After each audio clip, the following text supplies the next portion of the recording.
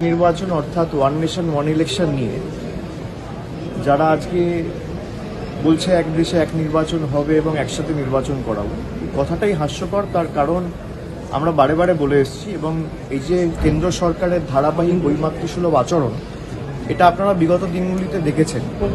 2021-এ বাংলায় যখন নির্বাচন হয়েছিল, একই সাথে আসামে নির্বাচন হয়েছিল, কেরলে নির্বাচন হয়েছিল। বাংলার নির্বাচন 8 দফায় হয়েছিল এবং কোভিডের দ্বিতীয় ঢেউয়ের সময় হয়েছে। তো যারা একটা রাজ্যে 8 দফায় নির্বাচন করায়, তারা সারা দেশে 1 দফায় নির্বাচন করাবে। 1 মাস 1.5 মাস আগে ঝাড়খণ্ডে ইলেকশন হয়েছে। ঝাড়খণ্ডের মতো একটা ছোট রাজ্যে 2 দফা ইলেকশন করাতে হয়েছে। যারা একটা ছোট রাজ্যে 2 দফা ইলেকশন করাচ্ছে, তারা 1 দফা ইলেকশন করাবে। তো হাস্যকর। গত 2024-এর লোকসভায় 7 দফায় বাংলায় নির্বাচন হয়েছে। কোথাও আমার লোকসভা কেন্দ্র, আমি আপনাকে বলছি, ডায়মন্ড হারবার লোকসভা কেন্দ্র 3 দফায় হয়েছে। একটা লোকসভা কেন্দ্র আমার ডায়মন্ড হারবার ফলতা একদিনে ভোট হয়েছে, বৃষ্টিপুর সাতগাছি একদিনে ভোট হয়েছে, বজবজ মহেশতলা মিটিয়াপুরুজ একদিনে ভোট হয়েছে।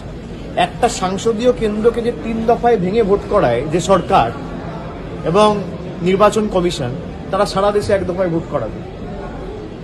মানুষকে বিভ্রান্ত করার প্রচেষ্টা। আর 1 দফা একদিন ওয়ান নেশন ওয়ান ইলেকশন কেন? মানুষ যদি 2 বছর অন্তর অন্তর নিজের ভোটাধিকার প্রয়োগ করতে পারে, তাহলে কেন্দ্র সরকার চাপে থাকবে। মানুষের অধিকার ছিনিয়ে নেওয়া, এটাই তো আমরা বলেছিলাম সংবিধান পাল্টে দেওয়ার যে প্রচেষ্টা, এটাই তো সংবিধান পাল্টে দেওয়ার প্রচেষ্টা। আমার অধিকার, আমি বিধানসভায় একবার ভোট দেবো, পঞ্চায়েতে একবার ভোট দেবো, পুরসভা একবার ভোট দেবো, বিধানসভা একবার ভোট দেবো, লোকসভা একবার ভোট দেবো। আমার 5 বছরে 6 বার ভোট দেওয়ার অধিকার, সেটা আপনি কেড়ে নেবেন, দিয়ে বলবেন একবার ভোট দেবো। এটা হয় নাকি? সরকার তো পাহারাদার। আপনি যদি পাহারাদারকে বলেন 30 দিনের মধ্যে 25 দিন ডিউটি করতে হবে না, খালি 2 দিন ডিউটি করো, তাই হচ্ছে। অ্যাকাউন্টেবিলিটি থাকবে না। মানুষ তো অ্যাকাউন্টেবিলিটি চায় যে আমি, ধরুন বাংলার ক্ষেত্রে 2021 থেকে 2026, 2021-এ মানুষ ভোট দিয়েছে, 2022-এ ভোট দিয়েছে পুরসভায়, 2023-এ ভোট দিয়েছে পঞ্চায়েতে, 24-এ লোকসভা হয়েছে, 24-25-এ আবার একাধিক বিধানসভা উপনির্বাচন হয়েছে, আবার 26-এ বিধানসভা নির্বাচন।